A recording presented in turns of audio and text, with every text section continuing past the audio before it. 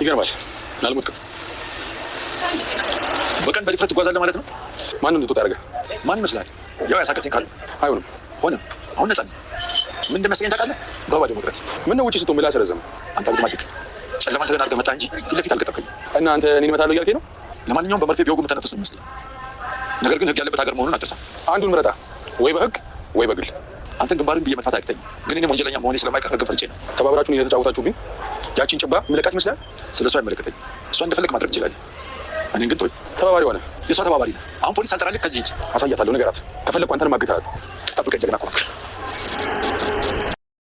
የቲና ተባባሪ አጋች ከባድ ፍጥጫ ውስጥ ገብተዋል። ከአቅሟ በላይ የሆነ ገንዘብ እየጠየቃትና ለህይወቷ የሚያሰጋ ዛቻ እያደረሰባት ነው የሚገኘው። እንግዲህ እነዚህ ተንኮለኞች አባባን ለሁለት አግተው ሲያንገላቱ ነበረ። በዚህ መካከል እንግዲህ ሁለታቸው መሀል ምንም መተማመን የለም። ልክ እሷ እንደከዳቸው አድርጎ ነው እያሰበ ያለውና ከአቅሟ በላይ የሆነ ገንዘብ ነው የጠየቃት፣ 1 ሚሊዮን ብር በማለት በጣም ነው እያስጨነቃት ያለው። ዳኒንም ለመጠየቅ ሞክራለች። ቁጥር አያውቅም እንዴ ብሎ እንደውም በጣም ሰውየውን እንደሚፈራውና ይሄን ጎልያድ ከሚያክል ሰውዬ ጋር ምንም መጋፈጥ እንደማይፈልግ አስረግጦ ነግሯታል። ሰላም ጤና ይስጥልኝ ውድ የዳራ ሲኒማ ተከታታዮች እንደምን አላችሁ? እንግዲህ የተለመደ ትብብራችሁን ሼር፣ ላይክ፣ ሰብስክራይብ በማድረግ እንድታበረታቱኝ በአክብሮት ጠይቃለሁ። ትሁት ክፍል 47 ምን አዲስ ነገር አለ የሚለውን በተከታይ የምናይ ይሆናል። ዳኒ አባዬ ላይ ላደረገው በደል አባዬ እንደሚያስታውስ ይገባው እሳቸው ፊት መቆም ምንም አይነት ድፍረት እንደሌለው ሲረዳ ሻንጣውን ጠቅልሎ አባዬ ደህናውን በቃ መሄዴ ነው ብሎ ተሰናብቷቸው እየወጣ ነበረ። እሳቸውም ይቅርታ እንዳደረጉለትና ህይወቱን እዚሁ መቀጠል እንደሚፈልግ ነግረውታል። በጣም ደስ የሚል ትህትናና የይቅርታ ልብ ያላቸው አባት ናቸው። በዚህ አጋጣሚ እሳቸውን አለማድነቅ በጣም ንፉግነት ነው። በጣም ደስ የሚል ልብ ነው ያላቸው። በሌላ በኩል ደግሞ ቲና ቤቱን ለቆ እንዲወጣ ትፈልጋለች መሰለኝ። እንዴት እዚህ ቤት በቃ ገብተ ተጎዘጉስክ ማለት ነው እያለች በጣም በንቀት አይነት ስትጨቃጨቀው ነበረ። መቀጠልም አባባ ወክ እያደረጉ እያለ ከስር ከስራቸው እየተከተለች በመሄድ እንግዲህ አስመሳይዋ ቲና አባዬ ይቅርታ አርግልኝ ተጸጽቻለሁ በማለት ከስር ከስራቸው እያለች በጣም ስትለማመጣቸው ነበረ። ይቅርታ በሚል ቃል ሳይሆን ተለውጠሽ አሳይኝ በማለት ብዙም ቦታ ሳይሰጧት ነው ያለፏት። በዚህ አጋጣሚ ነበረ ያጠብደል ተባባሪ አጋቿ አብረው ሲያወሩ ያያቸው። ከዚህ በመቀጠል እሳቸው ወደ ገቡበት ግሮሰሪ ተከትሎ በመግባት እንዴት እንዳመለጠና እንዴት ድጋሚ ደግሞ ፋውል ሊሰራ እንደሚችል በጣም ሲስትባቸው ነበር። እሳቸውም ፈርጠም በማለት እስኪ የምታመጣው ነው ያለው፣ እንደውም በአንድ በትንሽ መርፌ ብትነካ የምትተነፍስ ይመስለኛል በማለት ለሱ ያላቸውን ንቀት ገልጸውለታል። እንግዲህ በሌላ በኩል ደግሞ ይሄ ነፈዝ ካሌብ እንግዲህ ትሁትን በጣም እያበሳጫት ነው ያለው። ለምን እንደው አላቅም። ሁለታቸው ምንም መግባባት አልቻሉም። በቃ ጭራሽ ሊግባቡ አልቻሉም። እሷም ልብሷን እያስተካከለች ነው ወደ ቤተሰቦቿ ለመሄድ እንዳትወጣ በጣም እየተለማመጣት ነው ያለው። ያው የሚናገርበት መንገድ እሷን ለማሳመን ትክክል ያልሆነ መንገድ ነው። እሷን እልህ ውስጥ የሚያጋባ እና ለሷ ቦታ ያልሰጠ ነው የሚናገራት መንገድ። በዚህም የተነሳ ትሁት ከፍተኛ ብስጭት ውስጥ ገብታለች። አባዬም ሊያባብሏት ሞክረዋል።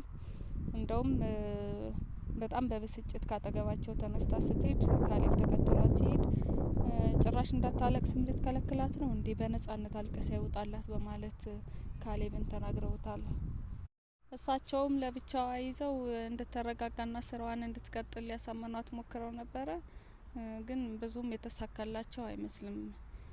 እሷም ቤተሰብ እንዳላት የሚናፍቋት እህት፣ ወንድም፣ አባት፣ እናት እንዳላት በቤተሰቦቿ እንደምትወደድ ገልጻላቸዋለች። ብዙም ሀሳባቸውም ተቀባይነት አላገኘም። እንግዲህ ይቺ አስመሳይ ቲናም ካሌብን ትዳራቸው እንዲቀጥልና ይቅርታ አድርጎላት አብረው እንዲቀጥሉ እየተለማመጠችው ነበረ።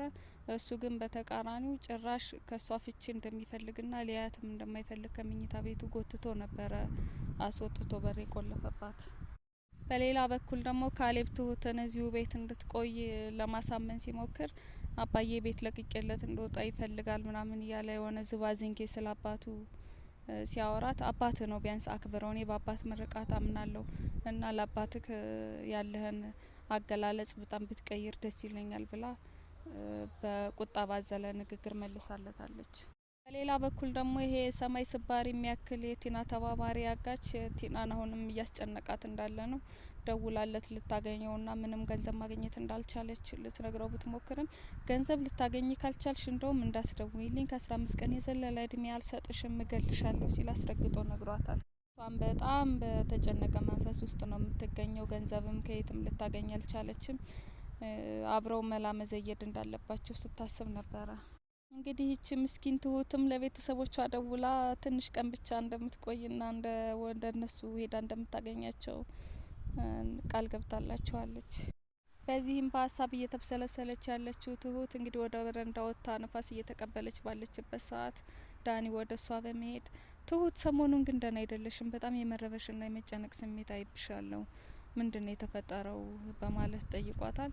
እዚህ ቤት በጣም ካሌብ የበታችነት ስሜት እንዲሰማኝ እያደረገኝ ነው በማለት አባዬ እኮ ግን ከካሌብ በላይ ነው የሚወድሽ ሲላት አባዬ ነዋ ካሌብ በጣም ስሜቴን እየጎዳኝ ነው ያለው በማለት ነግረዋለች። ያው እንግዲህ በካሌብ ነው በጣም ያዘነችው። የውስጧን ሊረዳላት አልቻለም።